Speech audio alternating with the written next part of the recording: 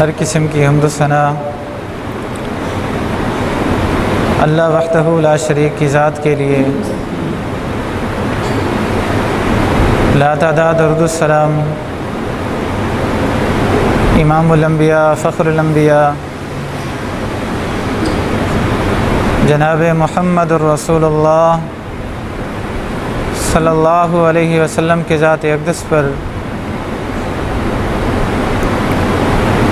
اللہ تبارک و تعالیٰ کی توفیق سے گزشتہ 3 جمعات سے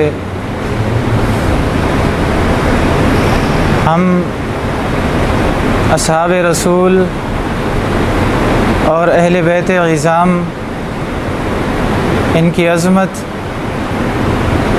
ان کی دین کے لیے قربانیاں، ان کی اللہ کے رسول صلی اللہ علیہ وسلم کے ساتھ وفائیں، اسلام پر اپنا سب کچھ نچھاور کرنا، یہ بیان کر رہے ہیں۔ اور وہی قرآن کا منہج، قرآن کا انداز بیان کر رہے ہیں جو قرآن مقدس نے ان مقدس ہستیوں کے بارے میں فرمایا ہے۔ قرآن مقدس کا انداز ان عظیم ہستیوں کے بارے میں یہی ہے۔ قرآن مقدس ان کی عظمتوں کو بیان فرماتا ہے، ان کے مقام، ان کا مرتبہ، ان کی وفا، اللہ کے رسول صلی اللہ علیہ وسلم کے ساتھ ان کی رفاقت، ان کا تعلق، ان کے رشتوں کو بیان فرماتا ہے۔ حضرات، مسلمان جب تک اپنا عقیدہ، اپنا عمل، اپنا نظریہ، اپنی سوچ قرآن مقدس سے لیتے رہے، دنیا کی کوئی طاقت ان کو گمراہ نہ کر سکی۔ وہ سب کچھ اپنا اللہ کی کتاب سے لیتے تھے۔ یا اللہ کی کتاب کے بعد کائنات کے امام جناب محمد رسول اللہ صلی اللہ علیہ وسلم کے فرامین سے لیتے تھے۔ دنیا کی کوئی طاقت انہیں گمراہ نہ کر سکی، صراط مستقیم سے ہٹا نہ سکی۔ کیسے ہٹاتی؟ اللہ کے رسول صلی اللہ علیہ وسلم کے وعدے تھے کہ جب تک تم اللہ کی کتاب کو تھامے رکھو گے، میری سنت کو تھامے رکھو گے، تمہیں کوئی گمراہ نہیں کر سکے گا۔ حضرات، انہوں نے قرآن کو تھاما، سنت کو تھاما۔ جو بھی عمل دیکھنا ہوتا اللہ کی کتاب سے دیکھتے، جناب رسول اللہ صلی اللہ علیہ وسلم کے فرامین مبارکہ سے دیکھتے۔ عقیدہ لینا ہے تو اللہ کی کتاب سے لینا ہے، منہج لینا ہے تو اللہ تبارک و تعالیٰ کی کتاب سے لینا ہے۔ عبادات کے طریقے ہوں، معاملات ہوں، لین دین ہوں، ہر معاملے میں انہوں نے ان 2 عظیم چیزوں کو اپنا رہنما اور اپنا رہبر بنایا۔ اس وقت تک کوئی شخص، کوئی طاقت ان کو گمراہ نہ کر سکی۔ حضرات، پھر یہ ہوا کہ اللہ کی کتاب کو چھوڑا گیا، سنت رسول کو چھوڑا گیا۔ ایک تیسری چیز تھی جس کو ہم تاریخ کہتے ہیں۔ محدثین کا انداز یہ تھا، ہمارے بزرگوں کا انداز یہ تھا، ہمارے بڑوں کا انداز یہ تھا کہ وہ تاریخ کوئی زیادہ مستند چیز نہیں ہے، وہ تاریخ کو سوچ سمجھ کے پڑھتے تھے، اور جو تاریخ مستند تھی محدثین سے آئی تھی، ائمہ کرام سے آئی تھی، قابل اعتماد لوگوں سے آئی تھی، ہمیشہ وہ تاریخ اللہ کی کتاب کے مطابق تھی، سنت رسول کے مطابق تھی۔ ایک تاریخ وہ تھی جنہیں جھوٹے اور مکار لوگوں نے مرتب کیا تھا۔ جب لوگوں نے اس تاریخ کو پڑھنا شروع کیا اور پھر اس کے مطابق اپنا عقیدہ اور اپنا عمل بنانا شروع کیا تو پھر ان میں گمراہی آنا شروع ہو گئی۔ حضرات محدثین کے انداز کو دیکھیے، ائمہ کے انداز کو دیکھیے، انہوں نے ہمیشہ اللہ تبارک و تعالیٰ کی کتاب کو پڑھا، رسول اکرم صلی اللہ علیہ وسلم کی سنت کو پڑھا، اور تاریخ میں صرف ان باتوں کو پڑھا جو اللہ کی کتاب کے مطابق تھیں، سنت رسول صلی اللہ علیہ وسلم کے مطابق تھی۔ اس لیے ان میں عقیدے کی کوئی خرابی نہیں آئی، عمل کی کوئی خرابی نہیں آئی، منہج کی کوئی خرابی نہیں آئی۔ وہ نہ اصحاب رسول کے بارے میں بدگمان ہوئے، نہ اہل بیت کے بارے میں بدگمان ہوئے۔ انہوں نے نہ اصحاب رسول کے بارے میں اپنی زبانیں چلائیں، نہ اہل بیت عظام کے بارے میں اپنی زبانیں چلائیں۔ انہوں نے نہ اصحاب رسول پہ تبرہ کیا، نہ اہل بیت عظام پہ تبرہ کیا۔ وہ دونوں شخصیتوں کو اپنا بزرگ مانتے تھے، اپنا رہنما مانتے تھے، اپنا رہبر مانتے تھے، ان کا احترام کرتے تھے، ان کے ساتھ محبت کا اظہار کرتے تھے، ان کے لیے دعائیں کرتے تھے، درجات کی بلندی کی دعائیں، مغفرت کی دعائیں، ان کی قربانیوں کی قبولیت کی دعائیں، ان کے ساتھ محبت کا اظہار۔ حضرات یہ محدثین کا طرز عمل، یہ ہمارے ائمہ کرام کا طرز عمل، یہ ہمارے بزرگوں کا طرز عمل۔ حضرات ہم دیکھتے ہیں محدثین نے جب احادیث مبارکہ کو لیا تو ایک ایک شخص کی چھان بین کی، دیکھا، اس کی ولادت کو محفوظ کیا، اس کی وفات کو محفوظ کیا، اس کا بچپنا محفوظ کیا، اور پھر امت تک پہنچایا کہ اس شخص کا بچپنا ایسا تھا۔ پھر یہ شخص علم کے لیے جب گیا، کس کس شخص کے پاس گیا، ان کے اساتذہ کو محفوظ کیا گیا، کس عمر میں یہ فلاں محدث کے پاس گیا، اس نے کون کون سی حدیثیں اس محدث سے سیکھیں، پھر فلاں عمر میں یہ دوسرے محدث کے پاس گیا، یہ عراق گیا، یہ ایران گیا، یہ کوفہ گیا، یہ بصرہ گیا، یہ مکہ گیا، یہ مکرمہ گیا، مکہ مکرمہ گیا، یہ مدینہ منورہ گیا، بغداد میں کب گیا، حضرات دمشق میں کب حاضر ہوا، سب کچھ انہوں نے محفوظ کیا۔ پھر بتایا کہ یہ شخص قابل اعتماد ہے، یہ شخص قابل اعتماد نہیں، یہ شخص جھوٹ بولتا تھا، یہ شخص جھوٹ نہیں بولتا تھا، یہ شخص امانت دار تھا، یہ شخص خائن تھا۔ ہر ایک شخص کے بارے میں انہوں نے تحقیق کی اور امت تک پوری امانت اور دیانت کے ساتھ یہ بات پہنچائی۔ لیکن ان کا طرز عمل دیکھیے، جب کسی شخص کے بارے میں پتہ چلا یہ صحابی رسول ہے، بس پھر نہ دیکھا کہ یہ کس شخص کے پاس گیا، اس کی زندگی کیسے گزری۔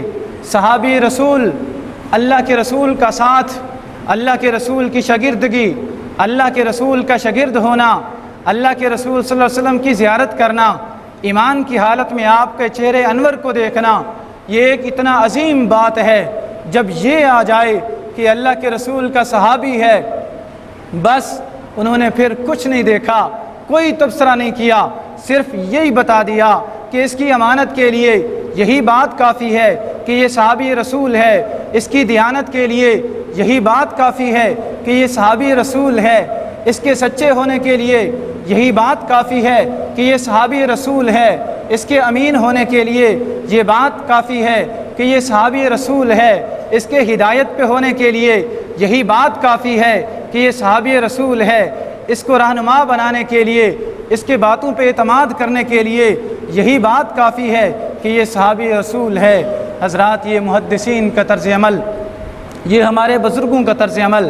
حضرات ان کو اللہ کے رسول صلی اللہ علیہ وسلم کے فرامین یاد تھے، ان کے سامنے قرآن مقدس کی آیتیں تھیں جن سے انہوں نے عقیدہ لیا تھا، جن سے انہوں نے منہج لیا تھا۔ محمد الرسول اللہ صلی اللہ علیہ وسلم، محمد اللہ کے رسول ہیں، اللہ کے سچے رسول ہیں، اللہ کے عظیم رسول ہیں۔ والذین معہ، جو آپ کے ساتھ ہیں، جو آپ کے ساتھ رہتے ہیں، جو صبح کو بھی آپ کے ساتھ ہوتے ہیں، جو شام کو بھی آپ کے ساتھ ہوتے ہیں، جو دن کو بھی آپ کے ساتھ ہوتے ہیں، جو رات کو بھی آپ کے ساتھ ہوتے ہیں، جو سفر میں بھی آپ کے ساتھ ہوتے ہیں، جو حضر میں بھی آپ کے ساتھ ہوتے ہیں، جو میدان قتال میں بھی آپ کے ساتھ ہوتے ہیں، جو ہجرت کے موقع پہ بھی آپ کے ساتھ ہوتے ہیں۔ قرآن مقدس ان کے بارے میں ارشاد فرماتا ہے، اشداء علی الکفار رحماء بینہم، کافروں کے معاملے میں، اللہ کے دین کے دشمنوں کے بارے میں، اللہ کے رسول صلی اللہ علیہ وسلم کے دشمنوں کے بارے میں، قرآن کے دشمنوں کے بارے میں، احادیث کے دشمنوں کے بارے میں وہ بڑے سخت ہیں۔ رحماء بینہم، جب آپس کی باری آتی ہے تو وہ بڑے شفیق ہیں، وہ بڑے رحم دل ہیں۔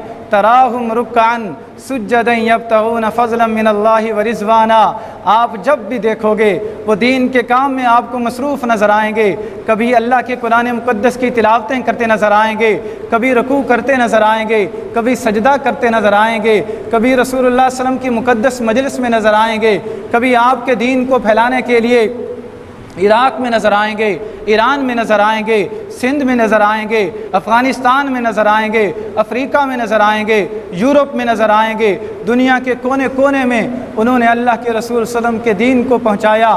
یہ عظیم لوگ ہیں، یہ مقدس لوگ ہیں، یہ برگزیدہ لوگ ہیں، یہ ہمارے اسلاف ہیں، یہ ہمارے بزرگ ہیں۔ حضرات، یہ قرآن کا سبق اسلاف کو بڑی اچھی طرح یاد تھا۔ اہل بیت عظام کے بارے میں ان کو رسول اللہ صلی اللہ علیہ وسلم کے فرامین اچھی طرح یاد تھے۔ ان کو پتہ تھا کہ اہل بیت کی توہین اللہ کے رسول کی توہین ہے، اہل بیت سے نفرت کرنا اللہ کے رسول صلی اللہ علیہ وسلم سے نفرت کرنا ہے، اہل بیت سے محبت کرنا اللہ کے رسول صلی اللہ علیہ وسلم سے محبت کرنا ہے، اہل بیت کی عزت کرنا اللہ کے رسول صلی اللہ علیہ وسلم کو خوش کرنے والی بات ہے، آپ سے محبت کرنے والی بات ہے۔ اس لیے انہوں نے اہل بیت سے بھی محبت کی، اصحاب رسول سے بھی محبت کی، دونوں شخصیتوں سے محبت کرتے رہے۔ حضرات، تاریخ کا وہ حصہ پڑھتے رہے جو مستند تھا، جو قرآن کے مطابق تھا، جو سنت رسول کے مطابق تھا۔ اس تاریخ کی انہوں نے پرواہ نہ کی جو جھوٹے لوگوں نے مرتب کی، جو مکار لوگوں نے مرتب کی، جو تاریخ قرآن کے خلاف تھی، جو سنت رسول کے خلاف تھی۔ اس تاریخ کو انہوں نے چھوڑ دیا، مستند تاریخ کا مطالعہ کیا، اس لیے وہ لوگ آگے چلے گئے، ایمان میں بھی ہم سے آگے، عمل سے بھی ہم سے آگے۔ حضرات، قرآن مقدس ارشاد فرماتا ہے السابقون السابقون اولئک المقربون والسابقون السابقون اولئک المقربون ثلۃ من الاولین وقلیل من الآخرین۔ کچھ لوگ بہت آگے ہیں، ایمان میں آگے ہیں، عمل میں آگے ہیں، کردار میں آگے ہیں، قرآن کے ساتھ محبت میں آگے ہیں، سنت کے ساتھ محبت میں آگے ہیں، قرآن اور اسلام کے لیے قربانیاں دینے میں وہ سب سے آگے ہیں۔ اولئک المقربون، قرآن مقدس ارشاد فرماتا ہے یہی لوگ اللہ تبارک و تعالیٰ کے برگزیدہ ہیں، یہی لوگ اللہ تبارک و تعالیٰ کے مقرب ہیں، اللہ ان سے محبت کرتا ہے، یہ اللہ سے محبت کرتے ہیں، یہ سب کچھ اپنا اللہ تبارک و تعالیٰ کے لیے قربان کرنے والے ہیں، اللہ نے ان کے لیے سب کچھ تیار کر رکھا ہے، یہی مقربون ہیں۔ ثلۃ من الاولین وقلیل من الآخرین، قرآن مقدس ارشاد فرماتا ہے جب آپ پہلے لوگوں کو دیکھیں گے تو ان لوگوں کی آپ کو بہت بڑی تعداد نظر آئے گی، بہت بڑی تعداد۔ وہ جھوٹ بولتے ہیں جو کہتے ہیں صرف 3 تھے، 4 تھے، 5 تھے۔ قرآن مقدس ارشاد فرماتا ہے آپ کو بہت بڑی جماعت نظر آئے گی، مقربین کی، برگزیدہ لوگوں کی، اسلام کے ماننے والوں کی، اسلام پر اپنا سب کچھ نچھاور کرنے والوں کی بہت بڑی جماعت آپ کو نظر آئے گی، بہت بڑا گروہ نظر آئے گا۔ حضرات، جب بعد والوں کی باری آئی تو قرآن مقدس فرماتا ہے وَقَلِيلٌ مِّنَ الْآخِرِينَ، بعد والے لوگوں میں، آخر زمانے میں آپ کو ایسے لوگ بہت تھوڑے نظر آئیں گے۔ وہ آگے تھے، وہ عمل میں آگے تھے، وہ کردار میں آگے تھے، وہ محبت کے سچے تھے، وہ اللہ کے رسول صلی اللہ علیہ وسلم کے ساتھ مخلص تھے۔ حضرات، اس لیے اللہ کے رسول صلی اللہ علیہ وسلم ان پہ اعتماد کرتے تھے، ان پہ اعتماد کرتے تھے۔ کسی کو اپنا کاتب وحی بنایا، کسی کو اپنا نائب بنایا، کسی کو اپنے بستر پہ سلایا، کسی کو خطبہ دینے کے لیے اپنا نائب مقرر کیا۔ حضرات، ان پہ اعتماد تھا، اعتماد تھا۔ حضرات، صحیح مسلم کی حدیث ہے، جناب ابو موسیٰ عشری رضی اللہ تعالیٰ عنہ بیان فرماتے ہیں میں کائنات کے امام جناب محمد رسول اللہ صلی اللہ علیہ وسلم کے ساتھ مغرب کی نماز میں شریک ہوا۔ اللہ کے رسول صلی اللہ علیہ وسلم نے مغرب کی نماز پڑھائی، میں نے نماز پیچھے پڑھی، دل میں سوچا گھر جا کے کیا کرنا ہے۔ ادھر مسجد نبوی میں بیٹھ جاتے ہیں، اللہ کی عبادت کرتے ہیں، اللہ کا تذکرہ کرتے ہیں۔ حضرات، مسجد نبوی میں بیٹھ گئے، کچھ اور ساتھی بھی بیٹھے ہوئے تھے، اللہ کی عبادت میں مصروف، دین کے کام میں مشغول، دین کے تذکرے ہو رہے ہیں، اللہ کی کتاب کے تذکرے ہو رہے ہیں۔ اتنی دیر میں کائنات کے امام جناب محمد رسول اللہ صلی اللہ علیہ وسلم تشریف لائے۔ جناب ابو موسیٰ فرماتے ہیں ہمیں دیکھ کے اللہ کے رسول صلی اللہ علیہ وسلم نے فرمایا تم واپس اپنے گھروں کو نہیں گئے، ادھر ہی بیٹھے ہوئے ہو، مغرب کی نماز کے بعد ادھر ہی بیٹھے ہوئے ہو؟ ہم نے عرض کی کائنات کے امام اللہ کے رسول ہم ادھر ہی بیٹھے ہوئے ہیں، ہم گھروں کو نہیں گئے۔ دل میں سوچا آپ کے پیچھے عشاء کی نماز پڑھیں گے اور نماز کے بعد اپنے گھروں کو چلے جائیں گے۔ آپ صلی اللہ علیہ وسلم ہماری تعریف فرماتے ہیں اور فرماتے ہیں احسنتم او اصبتم، تم نے بہت اچھا کام کیا ہے، یہ نیکی والا کام ہے، بہت اچھا کام ہے۔ اس کے بعد کائنات کے امام جناب محمد رسول اللہ صلی اللہ علیہ وسلم نے آسمان کی طرف نظر اٹھائی۔ ابو موسیٰ فرماتے ہیں رسول اللہ صلی اللہ علیہ وسلم اکثر آسمان کی طرف نظر اٹھایا کرتے تھے، وہی کے انتظار میں، اللہ کے فرامین آنے کے انتظار میں۔ آپ صلی اللہ علیہ وسلم کی عادت مبارکہ تھی کہ آپ صلی اللہ علیہ وسلم آسمان کی طرف زیادہ دیکھتے تھے۔ آپ صلی اللہ علیہ وسلم نے آسمان کی طرف اپنی نظر مبارک اٹھائی اور فرمایا لوگو یہ آسمان پہ آپ کو جو تارے نظر آ رہے ہیں یہ ڈھال ہیں، یہ آسمان کے لیے ڈھال ہیں، یہ آسمان کی حفاظت کر رہے ہیں۔ یاد رکھنا جب یہ ستارے نہیں رہیں گے تو آسمان بھی نہیں رہے گا، جب یہ ستارے تباہ و برباد ہو جائیں گے تو یہ آسمان بھی تباہ و برباد ہو جائے گا۔ یہ ستارے ڈھال ہیں، یہ ستارے امن کا باعث ہیں آسمان کے لیے۔ جب یہ ستارے ٹوٹ جائیں گے تو آسمان بھی ٹوٹ جائے گا، جب یہ ستارے تباہ ہو جائیں گے تو آسمان بھی تباہ ہو جائے گا۔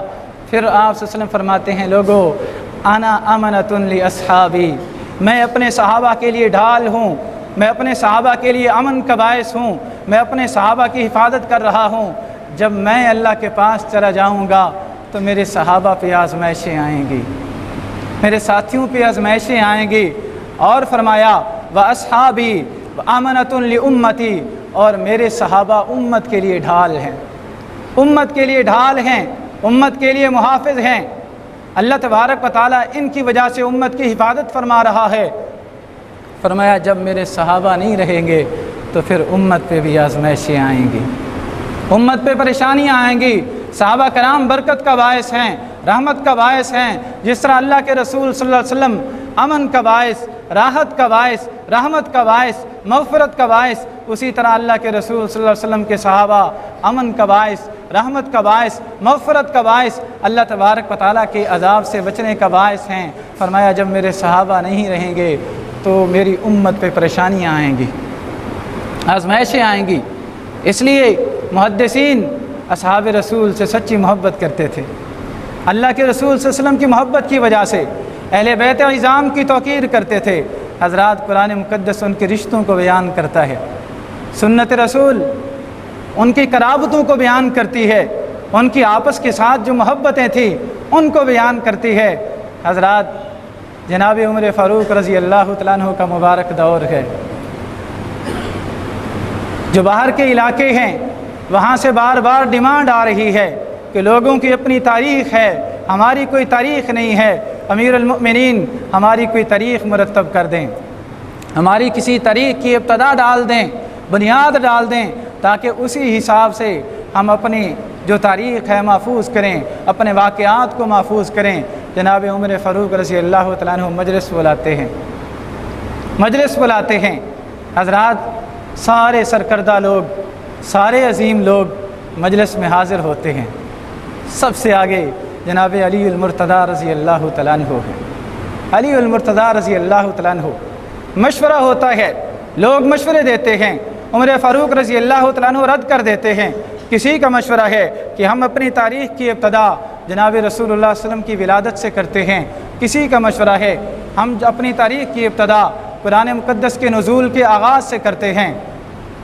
جناب علی رضی اللہ تعالیٰ عنہ آگے بڑھتے ہیں، فرماتے ہیں امیر المؤمنین میرا مشورہ یہ ہے کہ ہم اپنی تاریخ کی ابتدا ہجرت رسول سے کرتے ہیں۔ ہجرت سے پہلے پریشانیاں تھیں، مسلمان کھل کے نماز نہیں پڑھ سکتے تھے، اللہ کے رسول صلی اللہ علیہ وسلم کھل کے اللہ تبارک و تعالیٰ کے گھر میں عبادت نہیں کر سکتے تھے، بیت اللہ میں 360 بت پڑے ہوئے تھے، مسلمان چھپ چھپ کے عبادت کرتے تھے، کھل کے اللہ تبارک و تعالیٰ کی عبادت کرنے کی اجازت نہیں تھی۔ کفار مکہ پریشان کرتے تھے، اذیتیں دیتے تھے، تکالیف دیتے تھے۔ حضرات جب ہجرت کی تو اللہ تبارک و تعالیٰ نے مسلمانوں کو ایک سلطنت عطا کی، مدینہ کی ریاست مل گئی، مدینہ کا ایک نظام مل گیا، مسلمان آزاد ہو گئے۔ اب وہ نماز بھی پڑھ سکتے ہیں، اب وہ جمعہ بھی پڑھ سکتے ہیں، اب وہ بلند آواز سے اذانیں بھی دے سکتے ہیں۔ حضرات مسلمان، اللہ تبارک و تعالیٰ نے ان کی پریشانیوں کو دور کیا۔ سیدنا علی رضی اللہ تعالیٰ عنہ فرماتے ہیں، اے امیر المؤمنین، ہم اپنی تاریخ کی ابتدا اس سے کرتے ہیں۔ جناب عمر فاروق رضی اللہ تعالیٰ عنہ نے کسی کے مشورے کو قبول نہیں کیا۔ کس کے مشورے کو قبول کیا؟ جناب علی المرتضیٰ رضی اللہ تعالیٰ عنہ کے مشورے۔ حضرات یہ محبت نہیں تو اور کیا؟ سیدہ فاطمہ رضی اللہ تعالیٰ عنہ خاتون جنت، ان کی ایک بیٹی زینب، ان کی ایک بیٹی سیدہ ام کلثوم،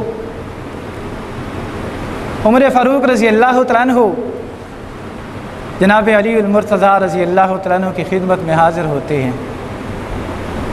اے علی، میری ایک خواہش ہے، میری ایک تمنا ہے، میری ایک آرزو ہے، کب سے میں سوچ رہا ہوں، آج میری خواہش آپ پوری کر دیں۔ جی بتائیے، میری خواہش یہ ہے، میری آرزو یہ ہے، میری تمنا یہ ہے، سیدہ فاطمہ کی لخت جگر میں اس کو اپنے نکاح میں لانا چاہتا ہوں، اس مبارک خاندان سے میں اپنا رشتہ اور تعلق جوڑنا چاہتا ہوں۔ یہ جو آپ کی بیٹی ہے، یہ جو سیدہ خاتون جنت سیدہ فاطمہ رضی اللہ تعالیٰ عنہ کی لخت جگر ہے، یہ مجھے نکاح میں دے دیجیے۔ علی المرتضیٰ رضی اللہ تعالیٰ عنہ انکار نہیں کرتے۔ عظیم رشتہ آیا ہے، جن کے ساتھ محبت ہے، جن کے ساتھ تعلق ہے، حضرات رشتہ قبول کر لیتے ہیں۔ اور دنیا والوں نے دیکھا، تاریخ نے محفوظ کیا، صحیح تاریخ نے محفوظ کیا، ہر مسلک کی تاریخ کے اندر یہ بات محفوظ ہے کہ جناب ام کلثوم، ان کا نکاح جناب عمر فاروق رضی اللہ تعالیٰ عنہ سے ہوا۔ کس نے کیا؟ جناب علی المرتضیٰ رضی اللہ تعالیٰ عنہ نے کیا۔ محبت نہیں تھی ویسے دے دی، دشمن کو اپنی بیٹی دے دی؟ حضرات نہیں، یہ جھوٹ ہے۔ جس محبت تھی، علی المرتضیٰ رضی اللہ تعالیٰ عنہ ایک چادر اکثر پہنا کرتے تھے۔ لوگوں نے پوچھا، یہ چادر بہت زیادہ پہنتے ہو، وجہ کیا ہے؟ جواب دیتے ہیں کہ یہ چادر مجھے جناب عمر فاروق رضی اللہ تعالیٰ عنہ نے تحفے میں دی ہے، مجھے ان کا تحفہ بڑا پسند ہے، اس لیے بار بار اس چادر کو پہنتا ہوں۔ جن کے ساتھ محبت ہے ان کا تحفہ ہے، اور ان کے تحفے کو بار بار استعمال کرتے ہیں۔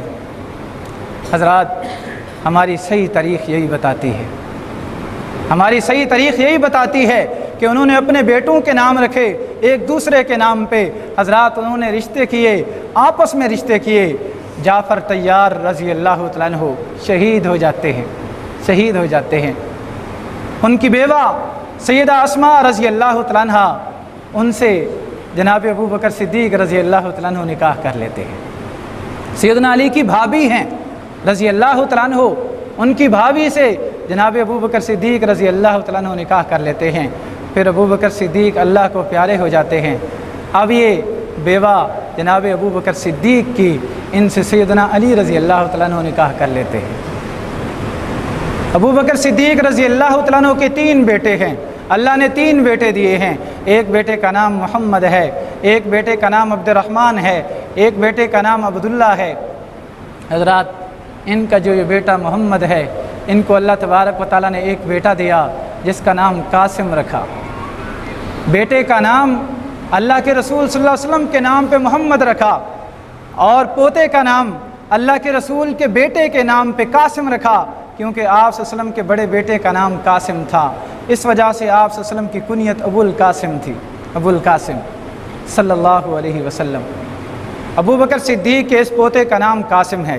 حضرات ابو بکر صدیق رضی اللہ تعالیٰ عنہ کے ایک دوسرے بیٹے ہیں جن کا نام عبد الرحمن ہے، ان کو اللہ تبارک و تعالیٰ نے بیٹی دی جس کا نام اسماء رکھا اپنی والدہ کے نام پہ، اور ان کی ایک بہن کا نام بھی اسماء ہے اپنی بہن کے نام پہ، اور اپنی سوتیلی والدہ کے نام پہ اپنی اس بیٹی کا نام سیدنا ابو بکر صدیق رضی اللہ تعالیٰ عنہ کی پوتی کا نام اسماء رکھا گیا۔ ایک ابو بکر صدیق رضی اللہ تعالیٰ عنہ کے بیٹے محمد کا بیٹا ہے جس کا نام قاسم ہے، اور ایک ابو بکر صدیق رضی اللہ تعالیٰ عنہ کے بیٹے عبد الرحمن کی بیٹی ہے جس کا نام اسماء ہے، ان کا آپس میں نکاح ہوتا ہے۔ ایک بچی اللہ تبارک و تعالیٰ دیتے ہیں جس کا نام ام فروہ رکھا گیا۔ ام فروہ رحمۃ اللہ علیہ، حضرات ان کا نکاح کیسے ہوا؟ ان کا نکاح کیسے ہوا؟ حضرات سیدنا حسین رضی اللہ تعالیٰ عنہ کے بیٹے ہیں، علی جن کو زین العابدین کہا جاتا ہے، علی زین العابدین، پھر ان کے بیٹے ہیں محمد باقر، ان محمد باقر کے ساتھ ام فروہ کا نکاح ہوا۔ ام فروہ کا نکاح ہوا۔ حضرات یہ رشتے دیکھیے، بڑے گہرے رشتے ہیں۔ امام محمد باقر جو علی رضی اللہ تعالیٰ عنہ کے پڑپوتے ہیں، سیدنا حسین کے پوتے ہیں، ان کا نکاح ابو بکر صدیق رضی اللہ تعالیٰ عنہ کے پڑپوتی سے ہوا، اور ان سے اللہ تبارک و تعالیٰ نے ایک بیٹا دیا جس کا نام جعفر رکھا گیا، جس کو تاریخ امام جعفر صادق کے نام سے مشہور، امام جعفر صادق کے نام سے تاریخ میں مشہور ہوئے، جس کی وجہ سے فقہ جعفری کی بنیاد پڑی۔ حضرات یہ جعفر صادق رضی اللہ رحمۃ اللہ علیہ یہ کون تھے؟ خود فرمایا کرتے تھے ابو بکر صدیق رضی اللہ تعالیٰ عنہ نے مجھے 2 دفعہ جنم دیا ہے، 2 دفعہ جنم دیا ہے۔ حضرات ام فروہ، ان کا باپ کون ہے؟ ان کی ماں سیدہ اسماء، ان کا باپ عبد الرحمن، اور ان کا باپ جناب ابو بکر صدیق رضی اللہ تعالیٰ عنہ۔ اور دوسری طرف دیکھیے کہ قاسم کن کا بیٹا؟ محمد کا بیٹا، اور محمد کن کا بیٹا؟ ابو بکر صدیق رضی اللہ تعالیٰ عنہ کا بیٹا۔ حضرات تعلق ہے، رشتہ ہے، انہوں نے آپس میں رشتے کیے۔ تاریخ نے یہی محفوظ کیا جو صحیح تاریخ تھی، جو قرآن اور حدیث کے مطابق تھی، اس نے یہی محفوظ کیا کہ ان کی آپس کے اندر محبتیں تھیں۔ اور اگر کسی نے گستاخی کی کوشش کی تو تاریخ نے یہ بھی محفوظ کیا۔ ایک شخص تھا، لعین تھا، اس نے تاریخ نے صحیح مستند تاریخ نے یہ بات محفوظ کی، اس نے ایک مجلس میں جناب حسین رضی اللہ تعالیٰ عنہ کی گستاخی کی۔ مورخین نے لکھا اللہ تبارک و تعالیٰ نے 2 تاروں میں سے آگ بھیجی، اور اللہ تبارک و تعالیٰ نے اس کی دونوں آنکھوں کو مسخ کر کے رکھ دیا۔ کس وجہ سے؟ سیدنا حسین رضی اللہ تعالیٰ عنہ کی گستاخی کی وجہ سے۔ تاریخ نے محفوظ کیا، ایک بدبخت تھا، اس کا خاندان بھی بدبخت تھا، اس نے جناب حسین رضی اللہ تعالیٰ عنہ کی قبر کی گستاخی کی۔ تاریخ نے محفوظ کیا، محدثین نے لکھا کہ اس شخص اور اس کا خاندان اللہ تبارک و تعالیٰ نے اس کو عبرت کا نشان بنا دیا۔ اس کے خاندان میں سے کچھ افراد کو فالج ہو گیا، کچھ پاگل ہو گئے، کوئی جذام کے مرض کا شکار ہو گئے، عبرت کا نشان بن گئے۔ کس وجہ سے؟ اہل بیت کی گستاخی کی وجہ سے۔ ہمارے محدثین نے یہی کیا ہے، دونوں کے ساتھ محبتیں، دونوں کی عظمت، کسی کی گستاخی برداشت نہیں، کسی کے بارے میں ایک جملہ برداشت نہیں۔ مومن ہو اور اہل بیت سے محبت نہ کرتا ہو، اہل بیت کے کسی فرد سے محبت نہ کرتا ہو، یہ نہیں ہو سکتا۔ حضرات انہوں نے اللہ کے رسول صلی اللہ علیہ وسلم کے فرامین پڑھے ہوئے تھے۔ ایک فرمان ہم سنتے ہیں، اپنے ایمان کو تازہ کرتے ہیں۔ اس فرمان کو جناب علی المرتضیٰ رضی اللہ تعالیٰ عنہ بیان فرماتے ہیں۔ وہ علی المرتضیٰ رضی اللہ تعالیٰ عنہ جن کے بارے میں اللہ کے رسول صلی اللہ علیہ وسلم نے فرمایا تھا، من کنت مولاہ فعلی مولاہ، جو مجھ سے محبت کرے گا وہ علی تجھ سے ضرور محبت کرے گا، جو مجھے دوست مانے گا وہ علی تجھے ضرور اپنا دوست مانے گا۔ اللہم والی من والاہ، اے اللہ اس شخص سے ضرور محبت فرمانا جو جناب علی المرتضیٰ رضی اللہ تعالیٰ عنہ سے محبت کرے۔ اللہ کے رسول کی دعا ہے، اللہ کے رسول صلی اللہ علیہ وسلم کی دعا ہے۔ سیدنا علی المرتضیٰ رضی اللہ تعالیٰ عنہ فرماتے ہیں، ایک رات کائنات کے امام جناب محمد رسول اللہ صلی اللہ علیہ وسلم ہمارے گھر تشریف لائے۔ ہم نے خواہش کا اظہار کیا، اے اللہ کے رسول آج رات ہمارے گھر گزار دیں، ہماری خواہش ہے، ہماری تمنا ہے، ہماری آرزو ہے، آج رات آپ ہمارے گھر گزار دیں۔ اللہ کے رسول صلی اللہ علیہ وسلم نے اپنی بیٹی کی اور اپنے داماد کی خواہش کو پورا کیا، ادھر ہی آرام فرمایا۔ سیدنا علی رضی اللہ تعالیٰ عنہ بیان فرماتے ہیں، رات کے کچھ پہر میں جناب حسن رضی اللہ تعالیٰ عنہ کو پیاس لگی۔ جناب حسن انہوں نے پانی مانگا، اللہ کے رسول صلی اللہ علیہ وسلم خود اٹھے، اور مشکیزہ سے پانی لیا برتن میں، پانی لے کے واپس آ رہے تھے، واپس تشریف لا رہے تھے، اتنی دیر میں جناب حسین رضی اللہ تعالیٰ عنہ کی آنکھ کھل گئی۔ انہوں نے اللہ کے رسول صلی اللہ علیہ وسلم سے پانی کا برتن لینا چاہا، آپ صلی اللہ علیہ وسلم نے نہیں دیا، برتن نہیں دیا۔ سیدہ فاطمہ رضی اللہ تعالیٰ عنہ یہ سارا منظر دیکھ رہی تھیں، فرماتی ہیں بابا جی مجھے لگتا ہے آپ کو حسین سے زیادہ حسن سے محبت ہے، آپ کو حسین سے زیادہ حسن سے محبت ہے۔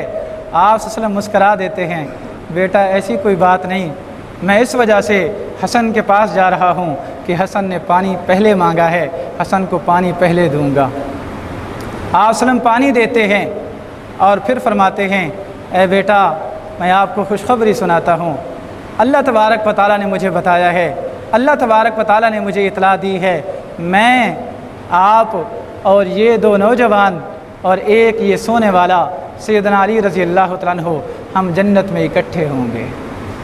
حضرات پھر سنیے، آپ صلی اللہ علیہ وسلم فرماتے ہیں اے فاطمہ میں آپ اور یہ دو نوجوان اور ایک یہ سونے والا سیدنا علی المرتضیٰ ہم جنت میں اکٹھے ہوں گے، اکٹھے ہوں گے۔ حضرات یہ تاریخ ہے پڑھنے پڑھانے والی، یہ تاریخ ہے محفوظ کرنے والی، یہ تاریخ ہے بیان کرنے والی، یہ تاریخ ہے امت کو بتانے والی، جو اہل بیت کی محبت بتاتی ہے، جو اصحاب رسول کی محبت بتاتی ہے۔ حضرات سنن نسائی کی حدیث ہے، کائنات کے امام جناب محمد رسول اللہ صلی اللہ علیہ وسلم مسجد میں تشریف لاتے ہیں، سیدنا شداد رضی اللہ تعالیٰ عنہ بیان فرماتے ہیں آپ صلی اللہ علیہ وسلم نے سیدہ فاطمہ کے دو لخت جگر میں سے ایک کو اپنے کندھے پہ اٹھایا ہوا ہے، آپ مصلی پہ تشریف لے جاتے ہیں، اس بیٹے کو ساتھ بٹھا لیتے ہیں، نماز شروع ہو جاتی ہے، صفیں درست ہو جاتی ہیں، آپ صلی اللہ علیہ وسلم نماز شروع کر لیتے ہیں۔ جب آپ سجدے میں جاتے ہیں یہ عظیم نوجوان آگے بڑھتا ہے اور کائنات کے امام جناب محمد رسول اللہ صلی اللہ علیہ وسلم کے اوپر سوار ہو جاتا ہے، سوار ہو جاتا ہے، سجدہ لمبا ہو جاتا ہے۔ سیدنا شداد رضی اللہ تعالیٰ عنہ فرماتے ہیں، سنن نسائی کی حدیث مسند احمد کے اندر بھی موجود ہے، سجدہ لمبا ہو گیا، سجدہ لمبا ہو گیا، ہم پریشانی کے اندر چلے گئے۔ سیدنا شداد فرماتے ہیں حتیٰ کہ مجھ سے صبر نہیں ہوا، میں نے سجدے سے سر اٹھایا، دیکھوں تو صحیح معاملہ کیا ہے، سجدہ اتنا لمبا کیوں ہو رہا ہے، آپ صلی اللہ علیہ وسلم سجدے سے کیوں سر مبارک نہیں اٹھا رہے۔ حضرات فرماتے ہیں جب میں نے اپنا سر اوپر اٹھایا تو دیکھا آپ صلی اللہ علیہ وسلم سجدے کے اندر ہیں اور یہ عظیم نوجوان آپ کے اوپر بیٹھا ہوا ہے، اوپر بیٹھا ہوا ہے۔ نماز مکمل ہوئی، لوگوں نے عرض کی اللہ کے رسول آج کچھ عجیب معاملہ ہوا ہے، ہم تو کسی خوف کا شکار ہو گئے تھے، پتہ نہیں وحی آ گئی ہے یا پتہ نہیں کیا معاملہ پیش آ گیا ہے، ہم تو بڑی پریشانی میں تھے، ہم نے بڑی مشکل سے اپنے آپ پہ کنٹرول کیا ہے، اللہ کے رسول صلی اللہ علیہ وسلم بتا دیجئے ہوا کیا ہے۔ آپ صلی اللہ علیہ وسلم فرماتے ہیں کچھ بھی نہیں ہوا، ہوا یہ ہے جب میں سجدے میں گیا تھا یہ عظیم نوجوان میرے اوپر آ گیا تھا، میں نے یہ سوچا کہ جب یہ اپنی مرضی سے اترے گا اسی وقت میں سجدے سے سر اٹھاؤں گا، میں نے اس نوجوان کو زبردستی اپنے آپ سے نہیں اتارا جس وجہ سے سجدہ لمبا ہو گیا تھا۔ حضرات یہ عظمت ہے، یہ اہل بیت کی عظمت ہے جو اصحاب رسول نے محفوظ کی، امت تک پہنچائی۔ حضرات ایک حدیث ہے میں پڑھ کر حیران ہوا، آپ بھی حیران ہوں گے، سنن ترمذی کی حدیث ہے، آپ صلی اللہ علیہ وسلم فرماتے ہیں لوگوں بڑی عمر کے جو لوگ جنت میں جائیں گے ان کی سرداری جناب ابوبکر صدیق کے پاس ہوگی رضی اللہ تعالیٰ عنہ، جناب عمر فاروق رضی اللہ تعالیٰ عنہ کے پاس ہوگی، نوجوانوں کے سردار سیدنا حسن رضی اللہ تعالیٰ عنہ، سیدنا حسین رضی اللہ تعالیٰ عنہ، بڑی عمر کے لوگوں کے سردار جناب ابوبکر صدیق رضی اللہ تعالیٰ عنہ، جناب عمر فاروق رضی اللہ تعالیٰ عنہ۔ حضرات یہ حدیث ہم نے کئی دفعہ سنی، سنن ترمذی کے اندر موجود ہے، آج میں یہ دیکھ کے حیران ہو گیا اس حدیث کو بیان کرنے والے کون ہیں، اس حدیث کو امت تک پہنچانے والے کون ہیں، اس حدیث کو کس نے محفوظ کیا، امت تک کس نے پہنچایا۔ حضرات آپ کا ایمان تازہ ہوگا، وہ جناب علی المرتضیٰ رضی اللہ تعالیٰ عنہ ہے۔ امت کو کس نے بتایا؟ اللہ کے رسول صلی اللہ علیہ وسلم کے اس فرمان کو جناب علی المرتضیٰ رضی اللہ تعالیٰ عنہ نے امت کو بتایا، لوگوں یہ عظیم بزرگ جنت کے اندر جتنی بڑی عمر کے لوگ جائیں گے سب کے سردار ہیں، سب کے سردار ہیں۔ حضرات پھر میں کیوں نہ کہوں، شاہ صاحب سید سبطین شاہ نقوی اللہ تبارک و تعالیٰ ان کی حفاظت فرمائے، خود بیان کرتے ہیں، خود بیان کرتے ہیں ان کا ماموں رشتے میں ماموں تھا لیکن بڑا بد نصیب تھا، بڑا بد نصیب تھا۔ کہتے ہیں جب بھی گھر میں کتا آتا تھا تو یہ بدبخت، یہ ظالم کہتا تھا یہ ابو بکر آ گیا ہے، یہ عمر آ گیا ہے۔ کتے کو دیکھ کے جب اس بدبخت کی وفات ہوئی، وفات سے کچھ پہلے وہ اس طرح بھونکتا تھا جس طرح کتا بھونکتا ہے۔ اپنے سگے ماموں کے بارے میں بتاتے ہیں میں نے اپنی آنکھوں سے دیکھا وہ ظالم، وہ بدبخت، وہ بد نصیب کتے کی طرح بھونک رہا تھا، کتے کی طرح بھونک رہا تھا۔ حضرات دونوں کی محبت ایمان والوں پہ ضروری ہے، دونوں کے ساتھ محبت۔ حضرات کیا خیال ہے جو ساری زندگی رسول اللہ صلی اللہ علیہ وسلم کے ساتھ رہا، جو آج بھی حجرہ کے اندر، حجرہ مبارکہ کے اندر آپ کے ساتھ ہے، جو میدان محشر میں بھی آپ کے ساتھ ہوگا، کیا خیال ہے وہ بے وفا تھا؟ اللہ کے رسول صلی اللہ علیہ وسلم کو پتہ نہیں چلا کہ یہ بے وفا ہے؟ آپ صلی اللہ علیہ وسلم سے زیادہ ذہین دنیا نے نہیں دیکھا، آپ صلی اللہ علیہ وسلم سے زیادہ سمجھدار دنیا نے نہیں دیکھا، نہ پیدا ہوا ہے نہ پیدا ہونا ہے۔ ساری زندگی ایک شخص ساتھ رہا، آج بھی ساتھ ہے، میدان محشر میں بھی ساتھ ہے۔ کیا وہ شخص بے وفا تھا؟ نہیں، وہ با وفا تھا، با وفا تھا۔ حضرات قرآن یہی بتاتا ہے، قرآن اذ یقول لصاحبہ لا تحزن ان اللہ معنا۔ حضرات صحابہ کی تعداد 1,00,000 سے بھی زائد ہے، 1,00,000 سے بھی زائد، لیکن کسی کا صحابی ہونا قرآن سے ثابت نہیں۔ اگر کسی کا صحابی ہونا، اللہ کے رسول صلی اللہ علیہ وسلم کا ساتھی ہونا قرآن سے ثابت ہے تو وہ جناب ابو بکر صدیق رضی اللہ تعالیٰ عنہ ہیں۔ وہ غار کا موقع قرآن مقدس نے محفوظ کیا، اس کو پڑھنا ثواب، اس کی قرات کرنا ثواب، ایک ایک حرف پہ 10 نیکیاں ملتی ہیں جب ایک شخص پڑھتا ہے۔ اذ یقول لصاحبہ، یہ دونوں عظیم غار میں تھے اور ایک اپنے ساتھی کو کہہ رہا تھا۔ کون کہہ رہا تھا؟ جناب ابو بکر صدیق رضی اللہ تعالیٰ عنہ۔ کن کو کہہ رہا تھا؟ جناب رسول اللہ صلی اللہ علیہ وسلم کو۔ جناب رسول اللہ صلی اللہ علیہ وسلم سے اپنی پریشانی کا اظہار کر رہا تھا، اے اللہ کے رسول کافر تو آ گئے، ہمارا پیچھا کرتے کرتے غار کے منہ میں آ گئے، اور اللہ کے رسول صلی اللہ علیہ وسلم فرماتے ہیں لا تحزن ان اللہ معنا، پریشان نہ ہو میرے ساتھی، پریشان نہ ہو میرے صحابی، پریشان نہ ہو۔ لا تحزن اذ یقول لصاحبہ لا تحزن ان اللہ معنا، پریشان نہ ہونا، اللہ تبارک و تعالی ہمارے ساتھ ہے، اللہ ہمارے ساتھ ہے۔ ہاں اللہ ان کے ساتھ تھا، آج بھی اللہ تبارک و تعالیٰ ان کے ساتھ ہے۔ اے اللہ ہم تجھ سے دعا کرتے ہیں ان عظیم لوگوں کی قربانیوں کو قبول فرما۔ اے اللہ ہماری دل ان کی محبت سے لبریز فرما۔ اہل بیت کی محبت ہمارے ایمان کا حصہ ہے، اصحاب رسول کی محبت ہمارے ایمان کا حصہ ہے۔ اللہ سب کے درجات کو بلند فرمائے، سب کی قربانیوں کو قبول فرمائے اور ہمیں ان کے قدموں میں جگہ عطا فرمائے۔ اقول قولی ھذا واستغفر اللہ لی ولکم ولسائر المسلمین والمسلمات۔